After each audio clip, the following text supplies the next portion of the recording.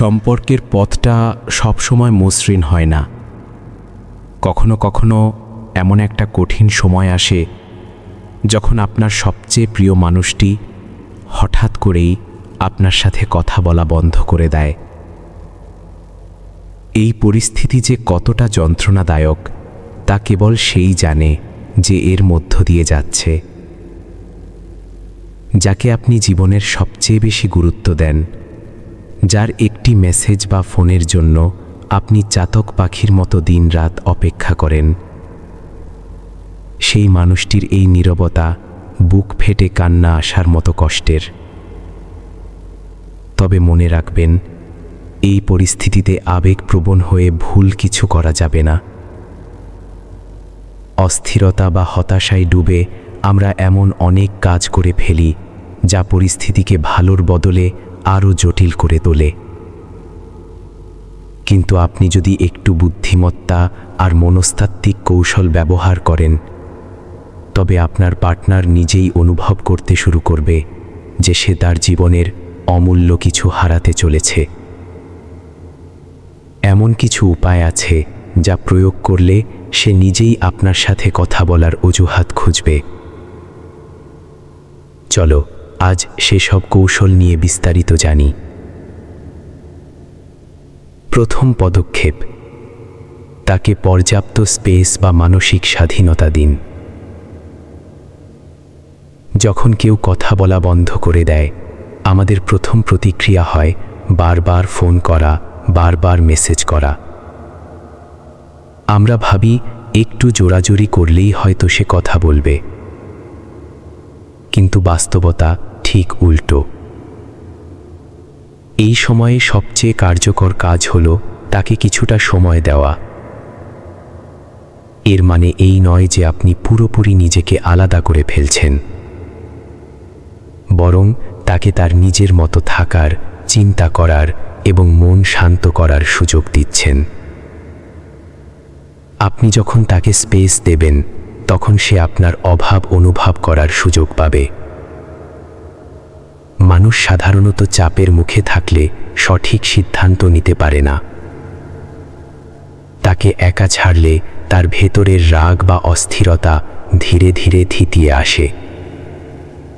মন যখন শান্ত হয়, তখন মানুষ নিজের অনুভূতিগুলোকে সঠিক মূল্যায়ন করতে পারে। বিশেষ করে আপনাদের মধ্যে যদি কোনো বিষয় নিয়ে তর্ক বা মনোমালিন্য হয়ে থাকে, তবে বারবার কথা বলার জন্য জোরাজুরি করলে সে আরও বেশি বিরক্ত হবে।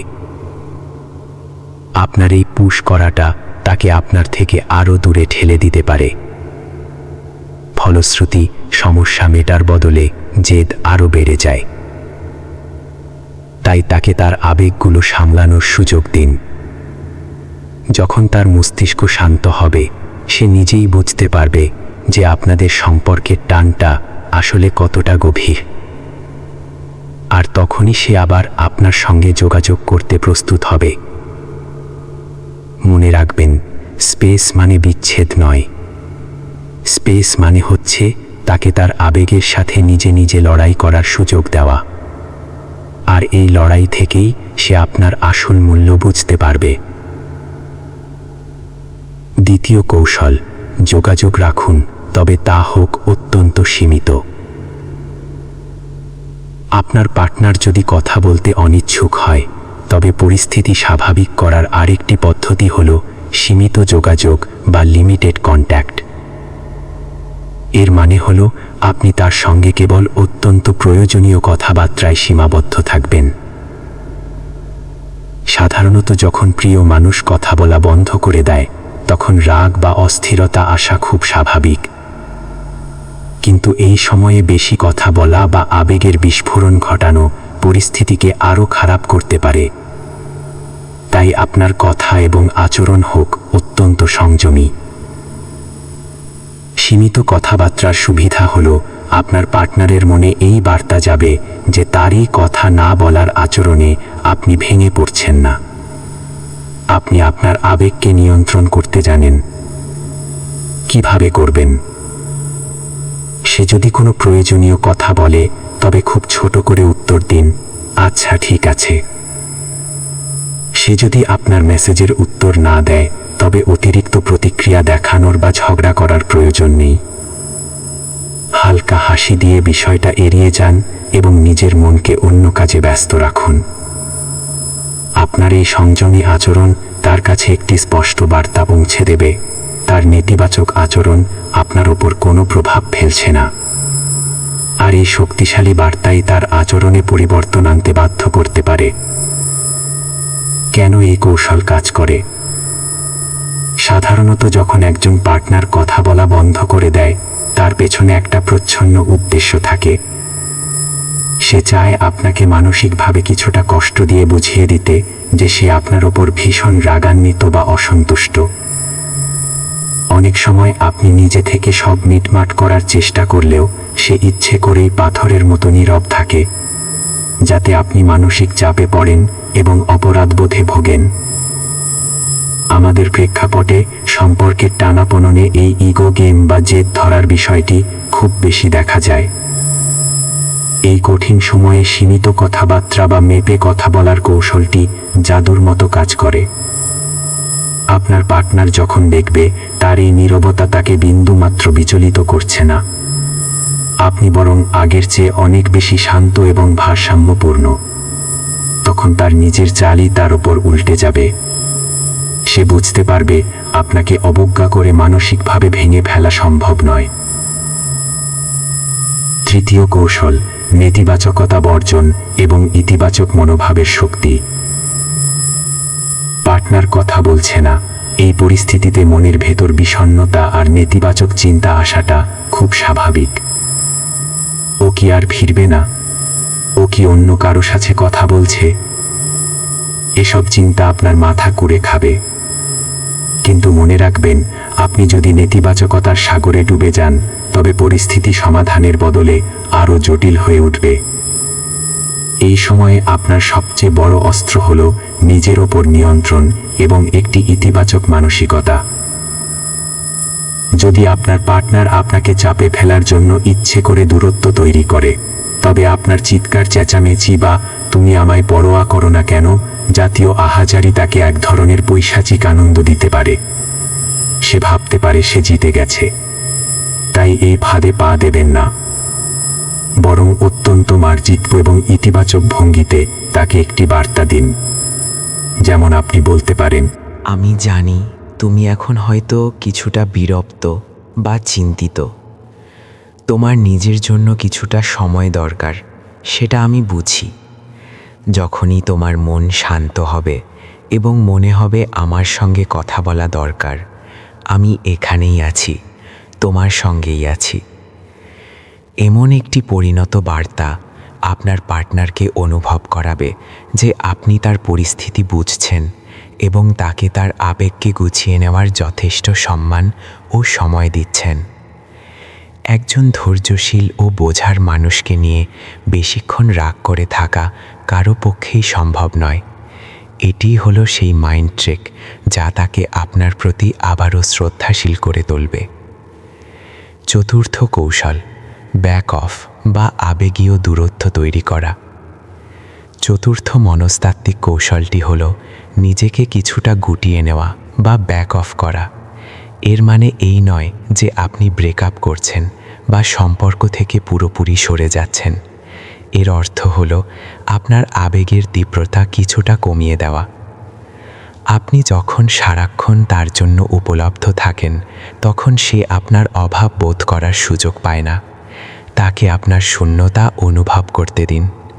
কিভাবে প্রয়োগ করবেন? যদি দীর্ঘ নীরবতার পর আপনার পার্টনার আপনাকে মেসেজ বা ফোনের মাধ্যমে যোগাযোগ করে, তবে সঙ্গে সঙ্গে উত্তর দেবেন না। কিছুক্ষণ অপেক্ষা করুন, নিজের কাজে ব্যস্ত থাকুন, তারপর ধীরে সুস্থে উত্তর দিন। যখন সে দেখবে আপনি আর আগের মতো সেকেন্ডের মতো রিপ্লাই দিচ্ছেন না বা তার জন্য ছটফট করছেন না, তখন তার মনে হবে যে এই দূরত্ব আপনার আবেগের উপর প্রভাব ফেলেছে। সে বুঝতে পারবে যে তার অবহেলা আপনাকে কষ্ট দিয়েছে এবং আপনিও এখন নিজের মতো দূরত্ব বজায় রাখছেন। এই উপলব্ধি থেকেই সে অস্থির হয়ে উঠবে এবং আপনার সঙ্গে আগের মতো সহজ হওয়ার জন্য নিজে থেকেই মরিয়া হয়ে যোগাযোগের চেষ্টা করবে। এভাবেই সম্পর্কের নিয়ন্ত্রণ আবার আপনার হাতে ফিরে আসবে। সম্পর্কের সমীকরণে আচরণের ভূমিকা। সম্পর্কের সমীকরণ মেলাতে গিয়ে অনেক সময় মুখের কথার চেয়ে আচরণ বেশি শক্তিশালী ভূমিকা পালন করে। আপনার পার্টনারকে এটা বোঝানো জরুরি যে তার অবহেলা বা কথা না বলা আপনাকে যন্ত্রণায় নীল করে দিচ্ছে না। এর মানে এই নয় যে আপনি প্রতিটি ছোটোখাটো বিষয় নিয়ে তার কাছে গিয়ে নালিশ করবেন বা বিরক্তি প্রকাশ করবেন, বরং আপনার ব্যক্তিত্বের পরিবর্তনের মাধ্যমেই সেটা প্রকাশ পেতে দিন।